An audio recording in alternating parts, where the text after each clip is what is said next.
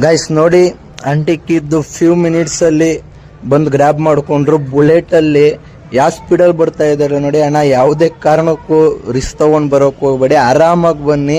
ನಿಮಗ್ ಸಿಕ್ಕಿಲ್ಲ ಅಂದ್ರೂ ಯಾರು ಇನ್ನೊಬ್ರು ಸಿಕ್ಕಿದ್ರು ಪರವಾಗಿಲ್ಲ, ರಿಸ್ಕ್ ಎಲ್ಲ ತಗೊಂಡ್ ಬರೋಕ್ ಹೋಗ್ಬೇಡಿ. ಮೇಲ್ ಬನ್ನಿ ಬಾಯ್, ಮಾತಾಡ್ಸೋಣ ಅವ್ರನ್ನ.